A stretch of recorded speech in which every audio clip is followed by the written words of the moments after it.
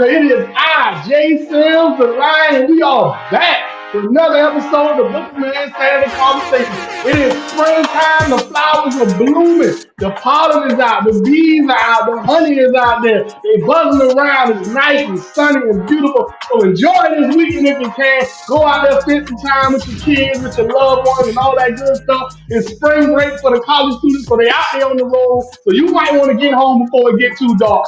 Anyway, come and hang out with us for an hour, have a good time. What's going on with your big brother Doc? How you doing this morning? Yo, man, what is going on, bro? I'm glad to be here.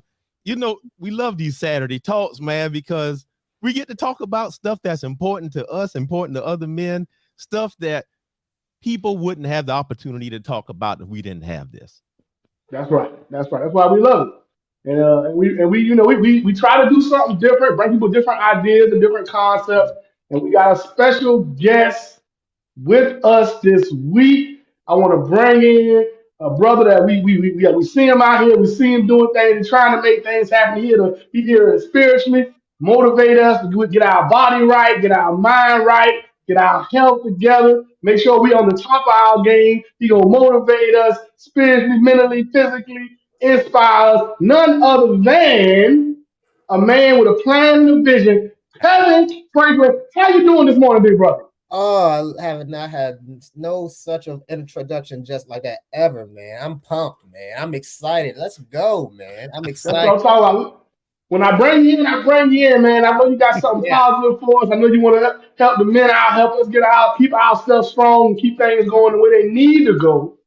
Let's say that not the way we wanted to go, the way they need it to go. Yes. So we can have successful homes and families and all that kind of stuff. How you doing this morning? I was at an 8, now I'm at 11 right now, man. I'm ready Oh, to that's get what I'm to talking it right about. now, man. I got to up my level. I'm ready to up this game go. I'm trying to come in somber, but okay. That's how Oh, we yeah. got to do it, though. I That's love it. how we Yes, gonna do I it. sir. love it. Let's But, get but it. before we get this horse off to the races, let's take care of the housekeeping real quick. Mm. Here you go.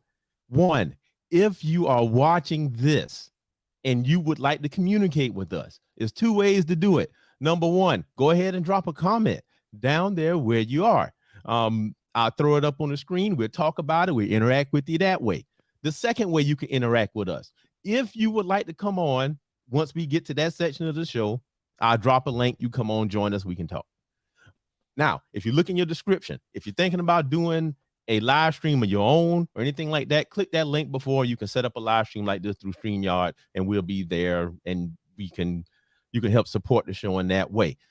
Now, this is what we have going on Thursdays. I think we're going to change it to Wednesdays, but right now it's Thursdays. We do a book study. Right now we're studying The Way of the Superior Man, but also we will be switching books once we finish this one, and we'll start either Atomic Habits, 12 Rules for Life from Jordan Peterson, and a few more. Also on Saturdays, we have Saturday Talk with Doc and the Lion, and you're welcome to join on that. So now let's go. So we I've been friends with Kevin on social media for quite a while. Yeah. And I've seen lots of his content. I've watched some of his live streams when he tries to motivate people to become better folks. Now, I got some questions for you, Kevin. All right. Let's see how this goes. Okay. Now, if you don't know, Kevin is the founder of Worthy King Forge. Love that name, man. The Forge of the Worthy King is the group. Oh, okay. The process is called the Worthy King Protocol. That's correct. So, you know what? Tell us about that. What is the Worthy King Protocol?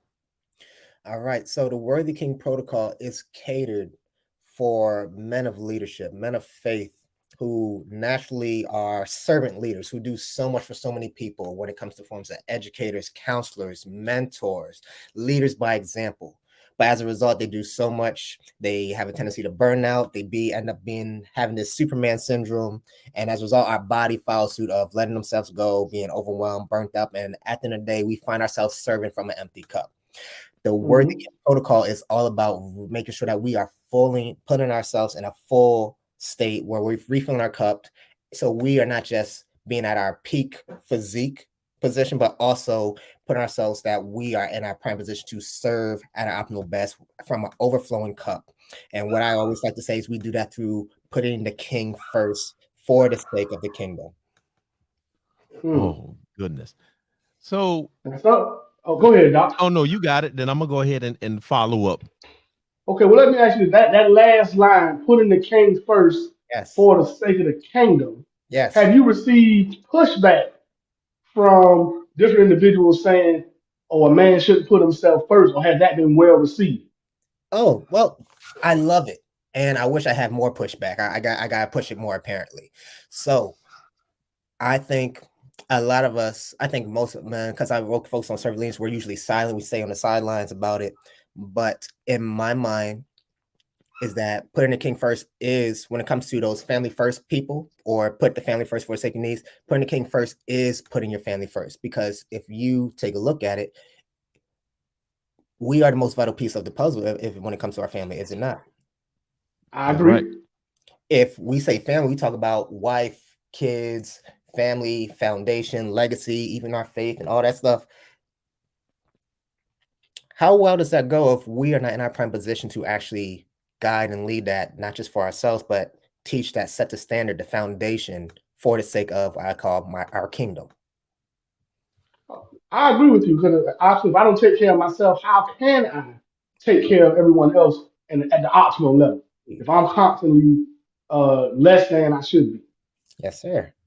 So let me ask you this: what does taking care of ourselves, no, what does putting the king first look like? Because to some people, it may seem like, you know, I meet all my wants, I meet everything I want to do first, and then everybody else second. So in the Worthy King protocol, I wants first and everybody else second. Okay. What does it look like?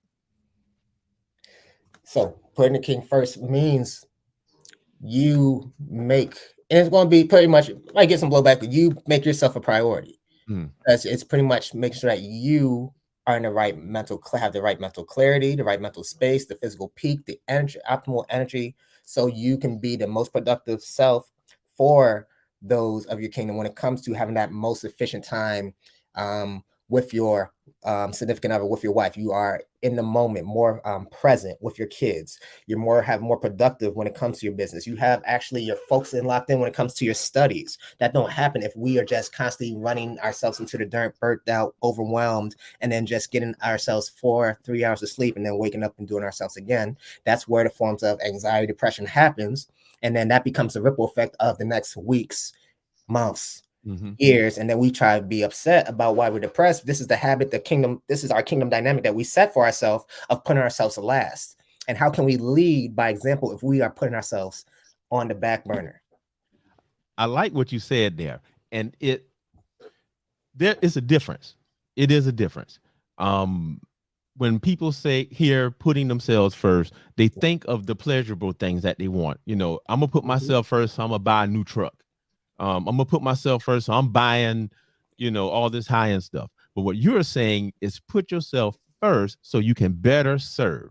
Yes, sir. And here's the thing. I usually focus on leaders, servant leaders. So usually those who are naturally givers, naturally who want to do more, naturally those who are trying to be more for the sake of their kingdoms, focus on legacy-based foundation. If you try to go prioritize yourself and be selfish when it comes to materialistic cars, big screen TV, stuff like that, do you? But that's not what it means to put the king first. I feel like that's a form of what happens when we do get burnt out.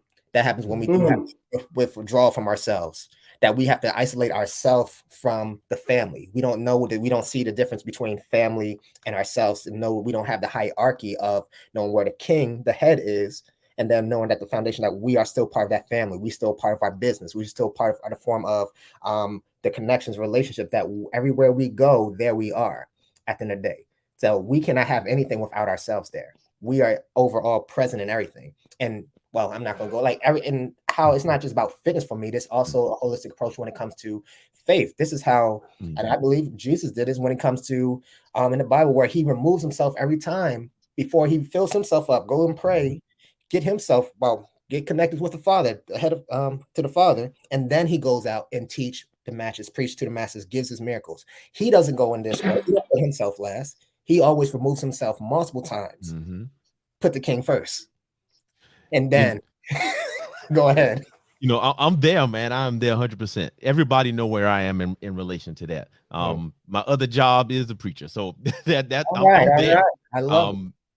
And even when we did our book study, we talked about how husbands and wives, like our duties, and husbands have a duty to submit to the wife, and the wife submit to the husband. And in that case, submit is doing your job. Do your job. And that's exactly how this lines up with what I'm hearing from the Worthy King Protocol. Yes. But I want to switch gears a little bit. Okay. What is your origin story? Because everybody have one. Every hero has an origin story, and every villain has one too. So what's the origin story? How did we arrive at this point? I'll say how we got to this point is that I am a byproduct of a worthy king. I'm a byproduct of that, a worthy king, my father, where growing up, I didn't even realize it at the time, but I was very quiet, shy, timid. And like for me, like I was always defined as a athlete. That was my label and all that stuff all the way to college. And excuse me, my father was always around. Like he actually became one of the coaches there, and I didn't think much of it. He was my father and stuff like that, but it was not just me, but he was around. He was the only Black coach. I went to all boys private school. He was the only Black coach there, but all the kids naturally gravitate towards him, and they gravitate towards him through what he knew, which was fitness, health, strength and conditioning. And I didn't think nothing of it until I went to college and see how different everybody else. Nobody else has single parent homes. The portion of just like people don't have that. And then when I came back, when I was no longer an athlete, well, still always an athlete, but no longer an athlete, I went to help coach and pretty much coach the kids that I was pretty much that same high school, my former high school, and then you get to see how the kids react to you. Once again, I had the physique, I had the demeanor. You see how they gravitate towards you more, your energy, compared to other coaches. What they teach, they start speaking your language, they start talking your talk. And for me, like that juiced me up, like, wow. And then they start relaying message to me. And then it really just got to me like how much influence that the head has as men has onto just not just their kids, they're not just their family, but everything they touch, they're around the younger generation, which compelled me to move into forms of school counseling, becoming a behavior counselor, where I see it more prevalent that kids are just reacting, seeking so much from attention, and they are they're visual creatures. They see, they look at your actions, every actions to a T, and it has such a ripple effect. And that's going to be their childhood. That's going to be their standard into their upbringing or until they grow up. And the Worthy King Protocol had that because I became a byproduct of that. Like my father is a Worthy King. He taught so many people. He has so much love and taught people from the masses with a stern, strong hand, still with a lot of love. But it rippled down into my friends, my family. A plethora of just so many people I can't even count. And I naturally got pulled into that because that was my I'll say my marker. That was my standard. That was my byproduct of it. So now from that, the upbringing, I've seen what kids do. And I feel like a lot of times now, as once again, behavior counselor, I see that a lot of like staff, male staff are like, where the kids are learning from burnt out, overwhelmed, depressed staff, and we're seeing what's going on with the education system. Everybody's burnt out. We're not valuing it. It's overwhelmed. It's exhausting. It's frustrating. And I'm just watching, still to this day, that I'm watching people just like crash and burn. And you see it's just burnout, but it's not really being talked about. Nobody's teaching like how to really take care of you. But you're supposed to be serving and teaching and mentoring these kids. And in all reality, like I asked myself or asked the question then, like, why should they learn from you if you are not a of what they want. Mm. So see what you're saying. That's where the Worthy Kings come from. So really, Worthy King is about us or individuals who are already adults and in somewhat of a leadership or guidance position, Yes, not only talking about things that are beneficial to themselves and to the people around them, but being an example, yes, actual embodiment, physical, mental embodiment of where a child may want to go in life, or any individual may want to go in life, and presenting in front of them something they can aspire to be. absolutely. And that's pretty much it is, because I'll say plain simple, my mission is always in my head is like, how do I raise better men? Raise the leaders, make the leaders better men. How do I have that ripple effect? And even when it comes to, because I'm a man of faith as well, it all goes into the church as well. Like, what type of image are we showing in a man of faith to actually have kids gravitate towards the church when they're visual? What's the visual image do we see that it can actually ripple down, that they want and like actually like be there, want to be part of there, instead of just thinking of hymns, praise, and stuff like that? What gravitates them? What type of presence do we men have in the church that we can actually let his kingdom ripple down and actually has guide people? I think I feel fitness is biblical too. So I can get into, I've got scriptures and scriptures and scriptures about that too. But still, like, it starts with the head. Everything starts with the head. I'm a byproduct of the head. I'm blessed that for those who are blessed by me, I'm just having this opportunity by just having a ripple effect of being the head and so forth. So yes. I like what you said. And I noticed the part that you keep returning to, Yes, is the visual aspect. yes, and what they see. yeah, and I never thought about it like that before, but you are absolutely right. I mean, I work in the school system too, been in there a long time, and kids will see, they watch you. yes, They watch you. And what's so funny about it is that they will test you on purpose just to see what you're going to do. exactly. Yeah. So being that visual specimen that they can aspire to goes a long way. It goes a really long way. So I love that part of what you're doing. Yeah. And it's a part I haven't thought about before. I think if here's what, and this is what became my advantage, is that, as again, I didn't pretty much say too much about, I was super quiet still to my upbringing of early 20s and stuff like that. So all I relied on, everything in my upbringing was visual. They saw my actions, they saw my physique, they saw my presence, and then my voice naturally is still coming along. I'm going to say my voice is still coming and following suit from the body. But I'm wondering why everybody's gravitating towards me. Like, I don't want, like, y'all, they see, what you doing? They stand up a little. How many people that constantly like, yeah, I'm working out. Like, I didn't ask you. Why are you telling me? I'm just here. I mean, I gotta get fit, but it's just a certain standard that like people puff their chests up more around me. Like, I don't care, but it's just what you bring to the table, and that's gravitating not just from fellow like peers, men, but also that's what the kids see. That's what they have you set the tone of the vision of what they could potentially be, the aspiration of what can they be, what they want to be. We set the tone for that. If not us, who else?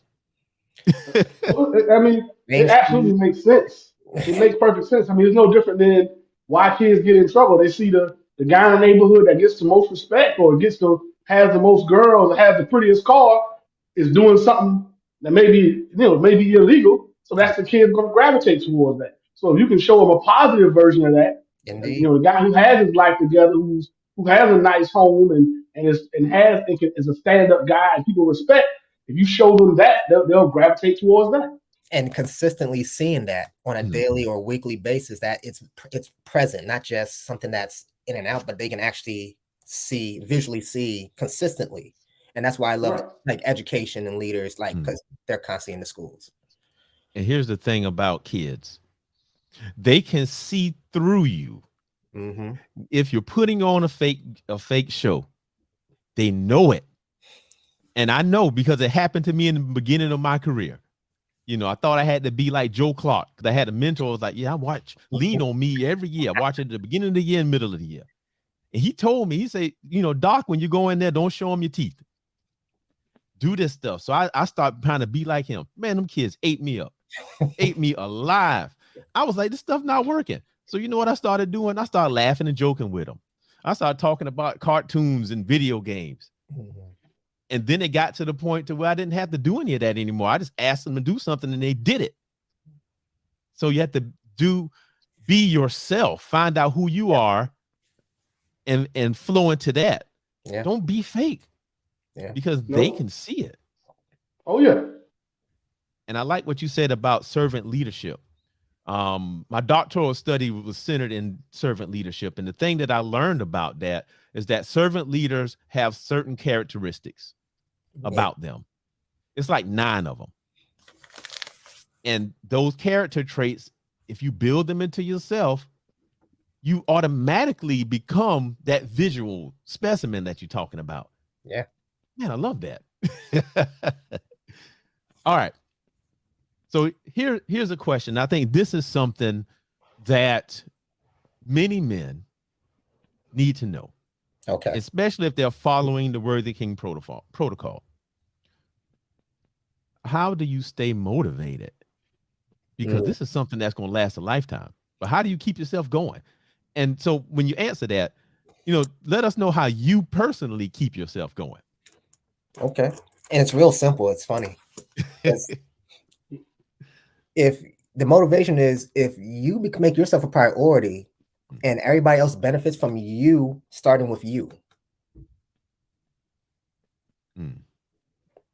What other motivation you need? That's one thing.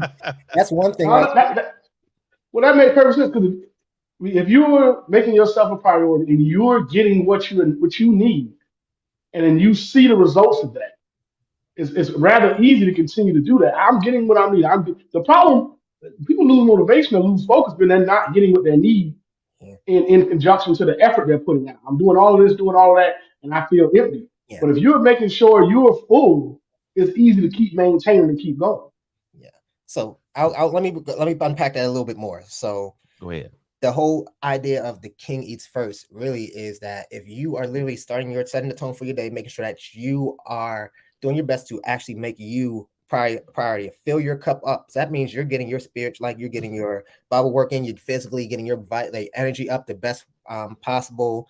And then you are at your position to be in a better state of mood, headspace, to actually give more, to bless more.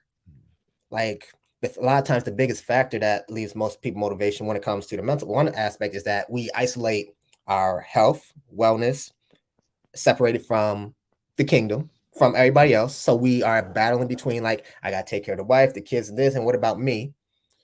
So that's like frustrating, the frustration. And then the motivation of, are we making progress? There's the motivation. Are we positioning ourselves to win? One big factor of knowing what it looks like to win the morning. A lot of times, if we feel like we're just having a bunch of losses, we end up quitting, get frustrated, and that's where the lack of motivation comes, because we don't see the end game of the progress that we're trying to make. We don't see the light at the end of the tunnel. We see it, but we have to like jump bridges and like climb mountains and all this stuff, like do some loop-de-loops and stuff like that. We don't see a clear path. So that gets frustrating, especially our past losses show. And I know the media and how fitness and stuff like that doesn't make it easier with all this stuff that's out there. They tell you about they tell you a bunch of what, but not really the how. But a lot of it, what I focus on, and this is what I do on a daily basis, try to teach, is that I try to teach my clients to position themselves to be motivated. You're not going to be motivated in the couch, on the cloud, like on the couch, on the bed and stuff like that. And motivation, and it leads to the main factor, which I focus on, is stress. That's Superman, but motivation is physical. Motivation inquires some form of movement, and motivation invokes speaking life. If you're using affirmations, definitely like power of the tongue. I use the word multiple times to get myself ready. Whatever, Lord is, but the Lord did not give me a spirit of fear, but power, love, and a sound mind. You say that 10 times out loud and say that you're not going to get motivated, and then act on it. A lot of times we say and then we don't act. That's where affirmations goes wrong. So you want to speak life, act on it if that's what you want to do. Move, hydrate your body, make sure your brain. So digress. position yourself to actually be motivated. Positioning could be going to the gym in the right environment. Position yourself is make sure your body's actually getting the right nourishment, hydration, because we know how food can invoke mood swings, sleep deprived can invoke stuff. Put yourself in position to be motivated. Write things out. Put the king first. Put yourself in a position to be motivated, because if you're not putting yourself first, if you're not first, especially for servant leaders, you inevitably put yourself last. That remind me of that movie, Ricky Bobby. Ricky Bobby said, if you ain't first, you're last. That's right. Yep, that's true. It is true, because if you don't make a conscious effort to prioritize yourself, you will get lost in the shuffle. It's not a matter of if, but a matter of when.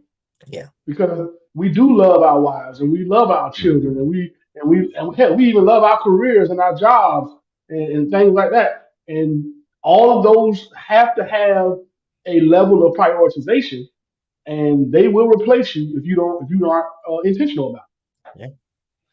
Yeah, we can't be afraid. I think, oh man, this is connecting to a whole bunch of other stuff I've been working on about the fear of failure, fear of success, and all this stuff. And this kind of connects to that because we are afraid to be successful. We are afraid that we're going to fail. We are afraid of the unknown.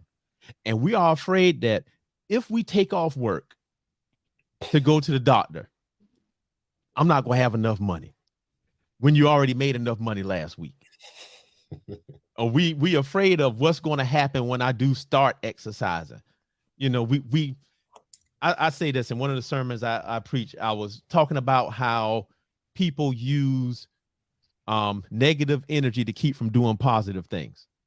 Yep. And what you're saying is exactly that. We spend more energy coming up with excuses why we can't do something versus just getting up and doing it. And I love what you said about positioning yourself physically. See, that's one thing that I try to teach my kids.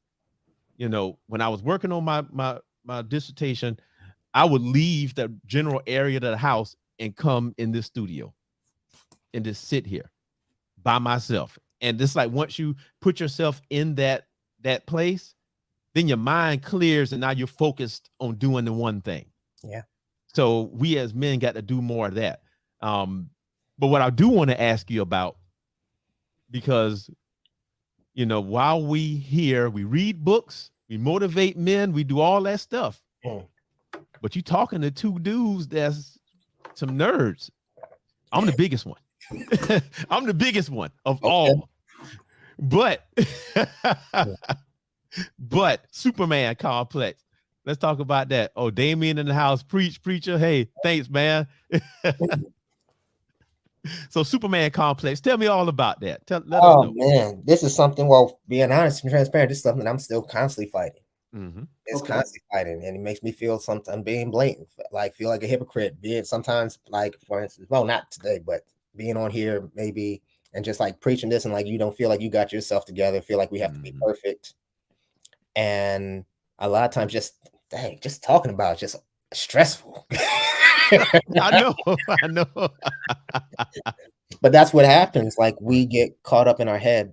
We get overwhelmed. A lot of times we position ourselves as what it means to be men because a lot of times we're defined by our greatest accomplishment. So we just gotta go for the next accomplishment, and it's not good enough. We gotta put out fires, kind of, especially in this society, we gotta sometimes try to prove our worth because it's not being promoted.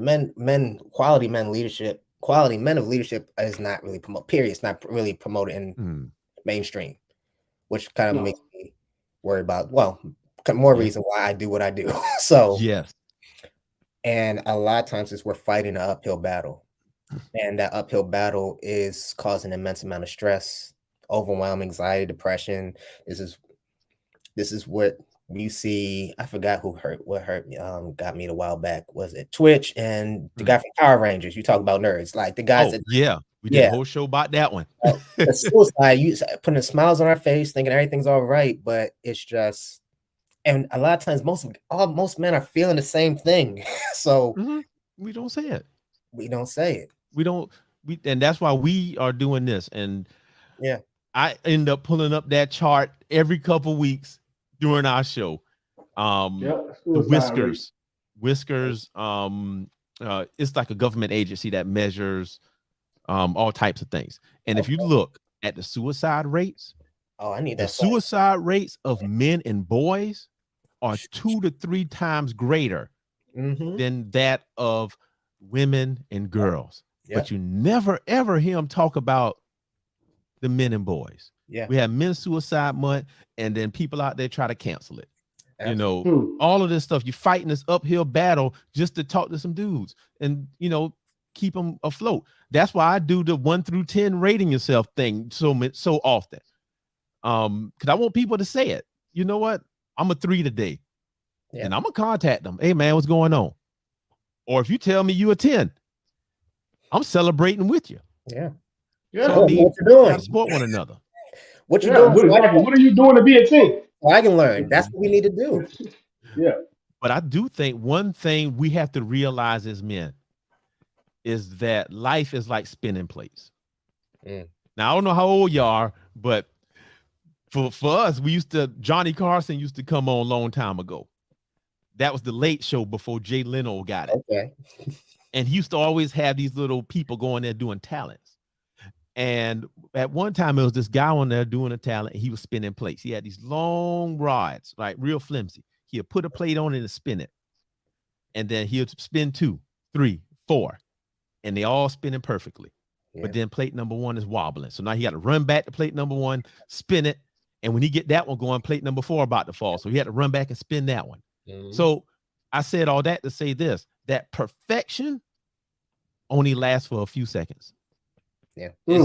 All of those plates are going to spin perfectly for about 5 seconds, and then something is going to happen. Mhm. So we have to be prepared in life to know that when everything is going good, those plates going to start flipping and shaking, and we have to go back and spin them again. That's what life is. Yeah. And don't get discouraged if that plate fall off, because you pick it up and get another one. Yep. Yeah. Damien said today I'm a 6, average at best. Yeah. I know what you're talking about. That's me. I'm usually 6, 7. So that's the way to go. All right. I want to ask you a couple more questions, and then I told you we wasn't going to do this other little topic, but it aligns with what we're talking about. Okay. And it's not the one we talked about earlier. Okay. So we're going to throw it up there. Oh, Dr. G. Dr. G say, yes, knowledge is power and knowing is half the battle. Yes, sir. Hey, that's one of my favorite cartoons. Yeah, G.I. Joe. We already. Joe. Hey, we fight for freedom wherever there's trouble. G.I. Joe is there. Hey. All right. So here's the question for you, Kevin. Okay. And I think I'm gonna circle it around, because Jay, I know I had already asked you this question, but I want you to throw it out there again. All right. What advice would you give just regular one-of-the-mill men that's out there working? And then after that, what advice would you give to people that's fathers of young children? And then after that, what advice would you give to young men? Oh, I loaded you up with a bunch of questions. Load it up. I gotta make sure. So you said the average. So is the average Joe of the man, Yeah, or just regular dudes. Regular dudes. I got you. You got, because you said the second one. So the second one was fathers. Mm-hmm. Okay. So just the average man is I don't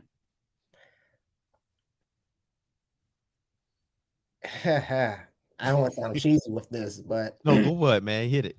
I think the average man, I think you are more powerful than they want you to know. Okay. I think you're more powerful than what you want them to know, and society they don't encourage you to invoke your power. They encourage they don't want you to they don't want you to have that influence. I feel like, well, we're unseen, but people need to hear like you're powerful beyond measure. You are a creative power. We all are, but man, we the standard bearers. And we have more power than we know. That's the average Joe. That's the best one. That's what I can get for the average Joe. Men, fathers, This could be the average Joe one too. This what kind of got me tripped up. Uh-huh. They're watching you. Mm. Always, Mhm. always watching you.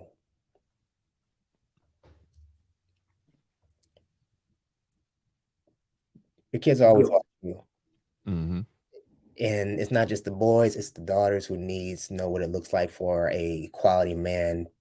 What does that? You are the foundation. Like they're watching you.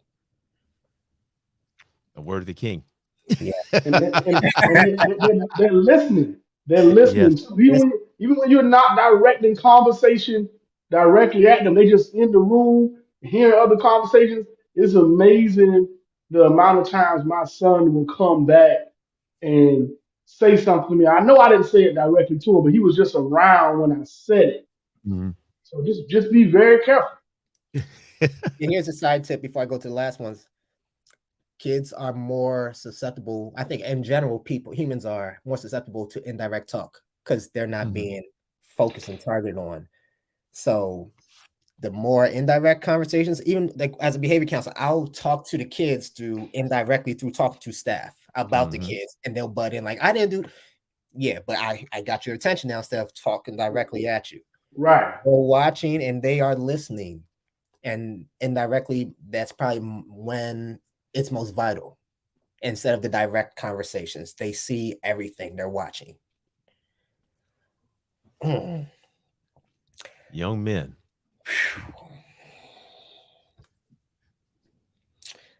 I hate to say this. You said the message, right? Just advice. Advice for young men. Man, this sucks. You Because I want to be real. can be real. Go Be ahead. real. The message for y'all is that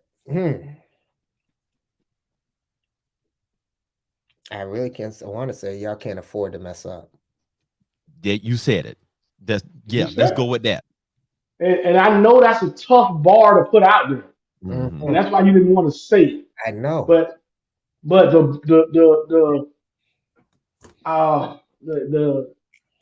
the bar is high, man. It's a tough spot in today's world where everything is calculated, correlated, on video, on radio, it's online. It's everything you do is permanent now. Yeah. Mhm. You know, when we came up, there's a lot of stuff I got away with because there wasn't no cameras around. Mm-hmm. Now it's always a camera. And there's always people talking about it. Everything you do can be out in the world in 5 seconds. And you're right. You can't mess up. You know, this was one of the topics I was going to introduce after this. Okay. We were talking about Jay Morant, Mm-hmm. point guard, Memphis Grizzlies. Signed a contract for like $193 million guaranteed, $231 million if you make MVP. And you know what this dude doing? Now he's like 21, 22. He's on Instagram waving guns around, going to schools, threatening to beat up people, just being thuggish all the time, everywhere. Him, his daddy, and all his homeboys. You 22, millionaire. You can't afford to mess up because you know what's happening now? The Memphis Grizzlies suspended him. Like, oh, he's not going to play one game. And then that turned up, we don't know when we're going to bring him back. And he their star player. Yeah. These folks will drop you off in a minute if you mess up their money or you make them look bad. Mm-hmm. And the more spotlight on you, the more people see you, the less you can do. You don't have the same rights and privileges as everybody else because life ain't fair. It just is not. Boy, that's some hard advice right there, man. I'm glad you said that the way you said it. Because it's 100% true. And I think it being tough to say is why it's so important. Mm-hmm. The tough conversations have to be had. I mean, I think, hell, if you ask me what advice I would give to the average man, that would be it. Be willing to have the hard conversations. Have the hard conversations with your loved ones. Have the hard conversations at work as far as, what are you really looking for out of your career and the people you're working with? And do you need to cut some folks loose? Mm-hmm. Is it time for you to reset your group around you? All of that kind of stuff. You have to have those hard conversations. Look at you, and you have to have them with yourself. Yeah. Sometimes we don't have enough hard conversations with Mm-hmm. ourselves, and we allow ourselves to get away with some bull jive Mm-hmm. and don't get the most out of ourselves. I know I've done it. Mm-hmm. And Hey, then you me look too. up, wasted 6 months, 8 months, a year just from not getting the most out of yourself. So I think that's very good. You can't mess up. And I think we need, I don't know if you want to call it pressure, but that needs to be in the back of the minds of young men when they go out and get ready to make decisions. And I got to make the right decision because this is going to have a long-term effect on my life. One of the things I've gotten used to saying to people recently is if this short-term decision has a negative effect on your long-term goal, it's a bad decision. Vision. That's right. And I, that's all to it. I think here's the slippery slope thing when I just made me realize it, because this was my upbringing. It's what I'm learning to fight, was that the whole thing is like you can't afford to mess up can also low-key lead to perfectionism that we need to fight. Well, that's the fear of success and failure. But here's the big lesson that I learned. Okay. In relation to that. I realized, well, being a teacher and interacting with people and in the church, what I realized is that everybody don't think like you.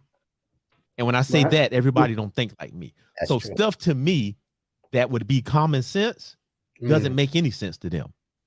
Stuff to me that would affect my emotional state in a certain way, they could care less. So I think, and my advice to the regular man is this, in a simple analogy. A man should know himself the same way a quarterback knows his team. When the snap happens and the quarterback grabs the ball, he knows exactly where everybody is. Yeah. He could throw the ball without looking because that receiver is going to be there. He know that. So how come it is that regular dudes don't know what set them off, don't know what made them mad? They don't know why they're doing what they're doing. They don't know why they love their wife or their girlfriend. They have no earthly idea. They don't know what motivates them. They just do it. They're sailing through life without a rudder. They put the sails on and hope the wind blow them somewhere. And I'm big on that because that's what I was at the beginning of my life. I wasted so much time saying, you know what? If God wants me to have it, I'll just go there and it just float. But nothing ever happened if you don't do something. You got that's why I love what you were saying about physically positioning yourself. You got to get up and walk somewhere. You got to take a step or something. That's like saying, oh, I'm praying for a job. I want a new job, but you never filled out any applications. Right. It ain't gonna happen. You gotta do something. It ain't gonna happen at all. So that's what I would tell them. Get to know yourself, man. Get to know yourself. And I'm creating a video about this now, but I'm gonna tell y'all this quick story, man. I talked to this young man and I called him a loser. And I told him he was mentally weak because he was willing to hurt himself because he was mad at somebody else. How many times in life that happened? But y'all will see that when that come out. So we got some comments here. Dr. G is on here. Now she said, you got to be mindful of what you do and say. Then she said, real talk, Kevin, you can't afford, see, cosign right there. You can't afford to mess up. And also, regardless, we can be replaced. And we know this one, you and I know this one well, Dr. G. We can't do what others do, and we can't say what others say. That's true. And she's also co-signing, saying amen. All right. She's absolutely correct. Depending on your position in life and what you say you want out of life and where you're trying to go, you just can't act like everybody else ain't. And we see it right now with your boy Ja Morant. You in Memphis, and I realize the atmosphere in Memphis is what it is. But you can't be that. You can't be a thug, Ja Morant. You in the NBA. and Yeah. one of the top 10 players in it. Yes. You held to a higher standard, brother. It's just what it is.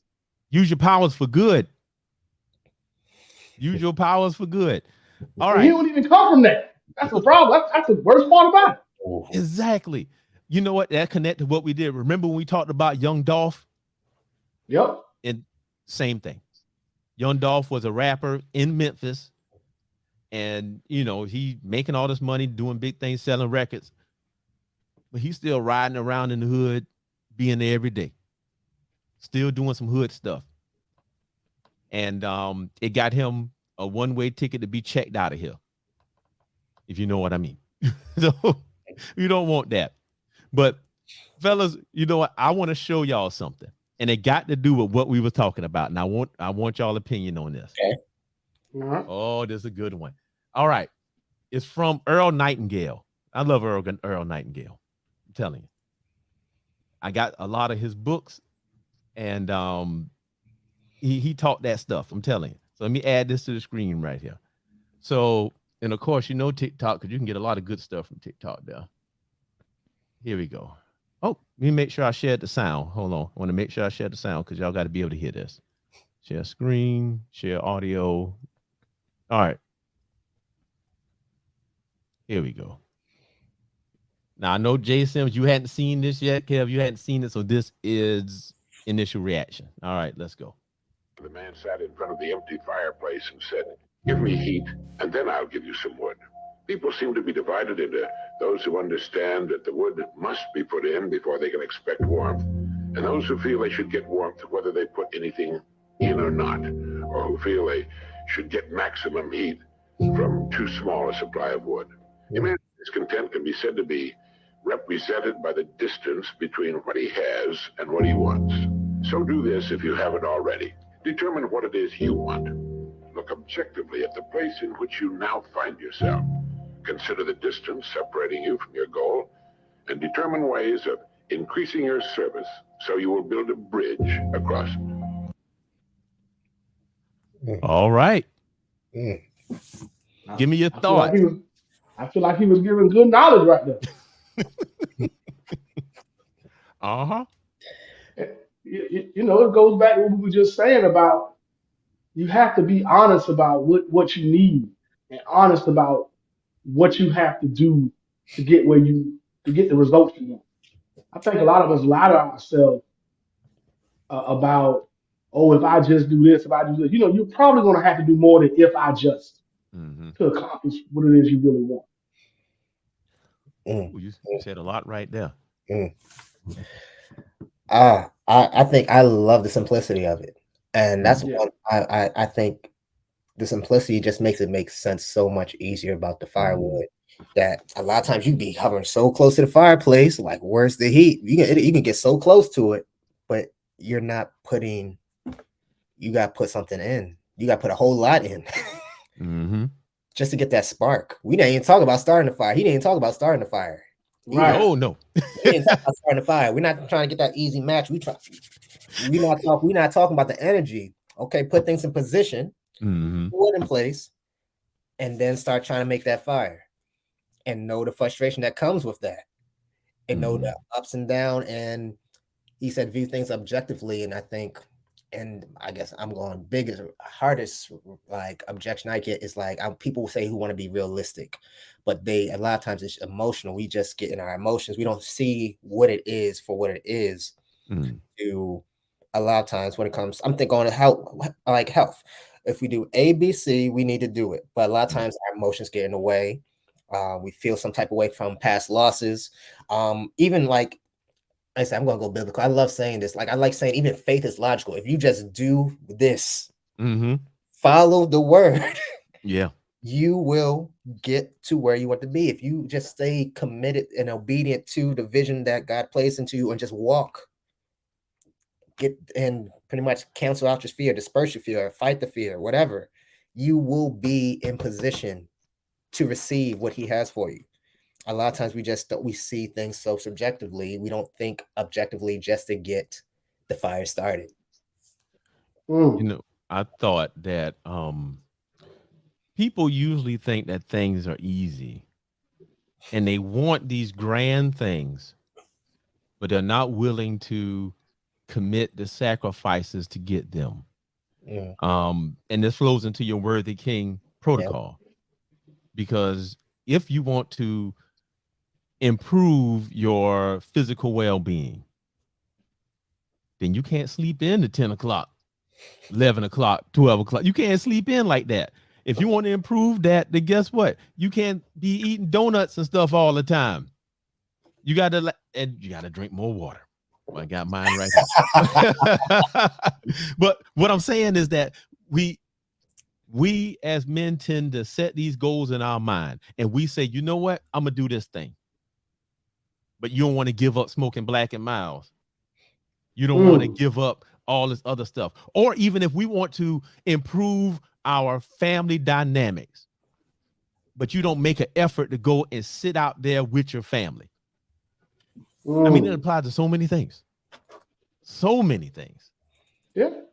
You can't keep doing the same thing you're doing now if you want a different result. You just can't. You got to change something. And I'm going to be honest with you. It got to be more than one thing most of the time. You know, you can't say, hey, I'm going to get in shape. And the only thing you change is say, okay, I'm just going to stop eating sugar. That'll help, but it ain't going to finish the job. Right. You know, you're going to have to, you're going to have to make incremental steps towards wherever it is you're trying to get. And I think that's where your motivation, we talked about earlier, comes from. Because we'll take one step and we won't get enough results from the one step and think, oh, it ain't going to work. Well, you might need to take 5 or 10 to get what you want. It's not going to be, if success was easy, everyone would achieve it. Yeah. I think also it's, when it comes to that, it's, when you talk about setting goals, it's a lot of times it's about setting standards that you don't waver, at least like the bottom standards. You got set standards. We have goals of losing, I'm going to go fitness, losing 30 pounds. Okay. But it says the standard of whatever. Okay. The cut sugar out, or I'm going to drink more water. How much, like, this is my baseline. Obviously I got a little bit, my standard's a gallon, or a little bit, almost 3 liters a gallon. I have that standard that's non-negotiable for me. I know that's a certain standard for me. And from that standard, you can either continue to expand on it, but after a while, if we don't have standards, we're just going to continue to crumble. We can say, and we can build standards when it comes to, you talked about your wife.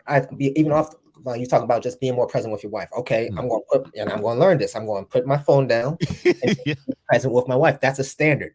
That's a standard, or set that standard non-negotiable or something like that. We need to set standards in place that actually position ourselves to thrive. And actually, the next thing I was trying to talk about is that we got to actually acknowledge the wins, because we naturally think negatively. So we need to take that reflect. We take that time. 80% of our thoughts are about negative thoughts. And usually 90% are negative recycled habits, negative recycled thoughts we have because of our past experience. So a lot of times, just take the time of, what are the wins of today, these past weeks? Have intentional standards. Have we met those standards? And count those as a win. Acknowledge that we are progressing, because a lot of times we're just like, we had a great morning, but it's like, this one kid threw me off and now it just made me mad. But you neglected all the positive stuff you did. So a lot of times, positioning for me, win in the morning, I'm already had the game. So despite, I already won my morning. So a lot of it is just setting standards in place that you have, and then also acknowledge the wins. Winning boosts, it's hilarious that winning boosts testosterone levels, but we actually got to just see the wins. We don't, it's all perception. What are we looking on? What were we looking at? What are we focusing on? We got to be intentional about acknowledging the wins. You know that.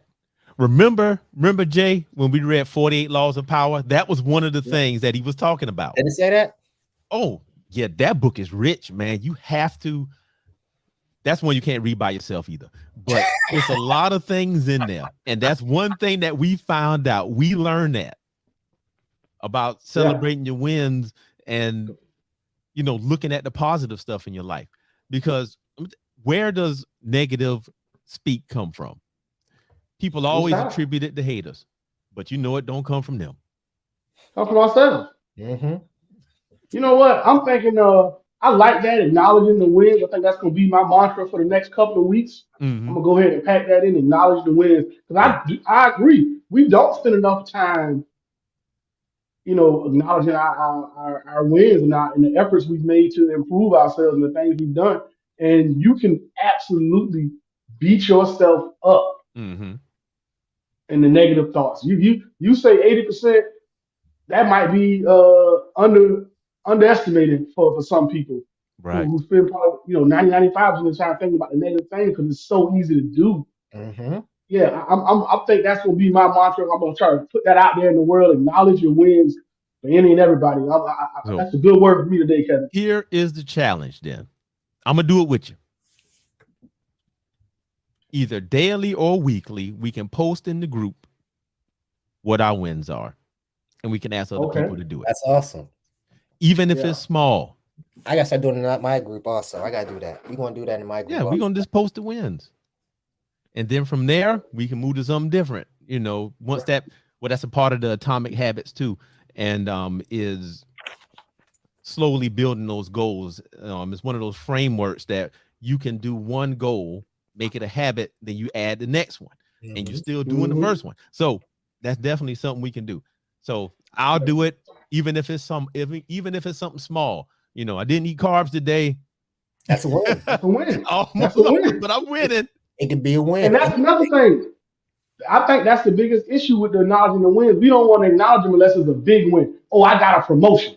We talk about that, But sometimes it's the small wins. Hey man, I got up this morning and my car wouldn't start. I went and opened the hood and went up with a loose cable. I tightened it up and I got to work on time. That's a win. That win all day long. Matter of fact, I'm gonna give you one of these. There you go. We got to learn to celebrate that. Yeah. Okay. Because we celebrate a small negative, we will make ourselves feel bad about a small negative easily. But we won't acknowledge the small wins. So I think that's probably, acknowledging the wins, but also making sure to acknowledge the small wins as you go. You know what? I've been debating whether to play this clip. Earl Nightingale came with some fire once again. Okay. I talked about it the other week, and it got everything we talk about is aligned with this. Y'all want to watch it? Do it. Play it, bro. Got time? Do it. Let's do it. Oh boy. All right, here we go. Earl Nightingale. This is about the definition of success. All right, there he is, Earl Nightingale. The reporter asked him, "Doctor, what's wrong with men today?" The great doctor was silent a moment, and then he said, "Men simply don't think." And it's about this that I want to talk with you. We live today in a golden age. This is an era that man has looked forward, dreamed of, and worked toward for thousands of years. But since it's here, we pretty well take it for granted. We in America are particularly fortunate to live in the richest land that ever existed on the face of the earth, a land of abundant opportunity for everyone. But do you know what happens? Let's take 100 men who start even at the age of 25. Do you have any idea what will happen to those men by the time they're 65? These 100 men who all start even at the age of 25 believe they're going to be successful. If you asked any one of these men if he wanted to be a success, he'd tell you that he did. And you'd notice that he was eager toward life, that there was a certain sparkle to his eye, an erectness to his carriage, and life seemed like a pretty interesting adventure to him. But by the time they're 65, 1 will be rich, 4 will be financially independent, 5 will still be working, 54 will be broke. Now think a moment. Out of the 100, only 5 make the grade. Why do so many fail? What has happened to the sparkle that was there when they were 25? What's become of the dreams, the hopes, the plans? And why is there such a large disparity between what these men intended to do and what they actually accomplished? When we say about 5% achieve success, we have to define success. And here's the definition. Success is the progressive realization of a worthy ideal. If a man is working toward a predetermined goal and knows where he's going, that man is a success. If he's not doing that, he's a failure. Success is the progressive realization of a worthy ideal. Rollo May, the distinguished psychiatrist, wrote a wonderful book called Man's Search for Himself. And in this book he says, the opposite of courage in our society is not cowardice, it is conformity. And there you have the trouble today. Yeah. I like that. I like that. Conformity one. That's one of the better definitions of success I've heard. Ooh, That was courage hot, and right? conformity. Earl Nightingale. I might put that on our book study list. He got 5 or 6 books, or probably more. Yeah. Mm. What's your thoughts? Because it lined up with exactly what we was talking about. Mm. I like the simplicity, like, and he kind of said it also, and I get it from usually Tony Robbins, where he says like success is just simply progress, and where it's progress. And a lot of times when it comes to what I do, a lot of times we get caught up. We don't see the wins. We don't see the progress. Mhm. We see the quick wins, or we see 2 big wins. We see the big ones, and then once we sometimes hit our goal, we stop going for the progress. So we digress and stuff like that. So we don't see the progress. And that's that. When you talk about the studies about like the 5 is it shows we don't. The thought is great. We all want to be. We all have the desire and wants, but and positioning. What actions are we taking? Yes. What actions are we taking? What are we doing to position ourselves to progress? What standards are we having to progress? And then I don't even know what to say, but that it's courage or conformity, the opposite. That just messed me up just now. So that got me right there. Courage or conformity. That's opposite. Ooh. Oh, I know. Earl Nightingale, he came with the fire. Yeah. He said something that I always believe, that we have to take time to redefine what success is. Yes. You know, so many times we connect success to money. That's why people don't want to have an education, because they connecting it to money, and it shouldn't be. This is why people fail or they quit, because they have unrealistic goals, things that just don't match up. How in the world you can lose 100 pounds in 30 days? Unless you plan on losing some limbs, that's about the only way you can do it. But here's what and kind of goes back to the King Eats First thing. A lot of times when it comes to just the busy day to day, to grind, you say like we got to take the time to reflect on the progress we have. Most of us don't give us a time to actually sit down and ask ourselves, are we moving in the right direction? Are we reflecting on the wins? Are we progressing in the right direction? We go we'll be grinding nonstop for a week, but we like grinding down with our head down, and we don't look up for some air to actually reflect and realign ourselves with the vision until what? Months down, we're already overwhelmed, burnt down. Then we just try to take vacation, which speeds up like crazy. Yeah.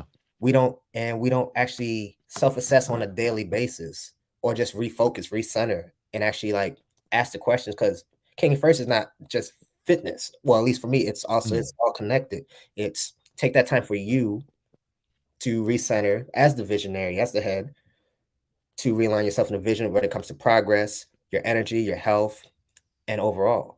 So I think that's a big factor. We don't take that time. We don't give ourselves the time of day to actually ask those questions. Because we do, a lot of us probably will realize we're not where we need to be, and we need to make some changes. Yeah, you're not a failure. You win. Yep. You know, I had a clip too, but I'm gonna say Al Bundy. And he did this whole speech about how he's not a loser. He might not be able to play football anymore. He might be selling women's shoes and driving his old car, and everybody hate him. But he's still a winner, because he get up every day. Boy, Al Bundy, the older I get, the more I start kind of relating with what he was talking about. Well, it's been a wonderful conversation this morning, fellas, and I appreciate you, Mr. Franklin, coming and joining us and spending some time. Do you have any closing words or thoughts that you want to share with the people before we get out of here? I think we've been talking about the whole time, but I'll say it one more time for those who need to hear it again and constantly hear it. You must put yourself as a priority. The king must eat first, not just for a selfish gain, but for the sake, most importantly, the sake of his kingdom, as well as we plug into the source to us that ripples down into our kingdom.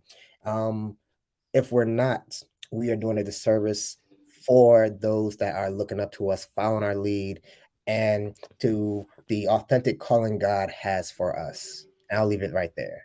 All right. All right. All What right. you got? You got anything for us, Doc? Just come on Thursday for the book study. That's where you get the most bang for your buck. If you come and do that, if you want to make yourself better, learn more. We break these books down so you don't have to. And we can talk about it, compare stories, make ourselves better. Y'all come. I'm serious. We talk about some tough stuff, some tough things, and we look in the mirror a lot. Me make you do it. Y'all just got to come to the book study, man. We ain't talking about all this nonsense. We ain't trashing women and we ain't trashing men. We not doing all of this. We are making ourselves better through education, and we got a whole bunch of other stuff that we doing. So y'all come be a part of that. So that's all I got, man. So Jay, I'm gonna turn it back over to you. Take us to the house. All right, man. Hey, everybody, this week we acknowledging our wins. If you're in the group, posting in the group, any win, big or small, you want you to put it in there, talk about it, tell us how you made you feel and what you plan on doing next. All of that good stuff. Acknowledge the wins. We're trying to push those negative thoughts to the back. Thank you for joining us. We appreciate you spending time with us. We love you. We out. Yeah.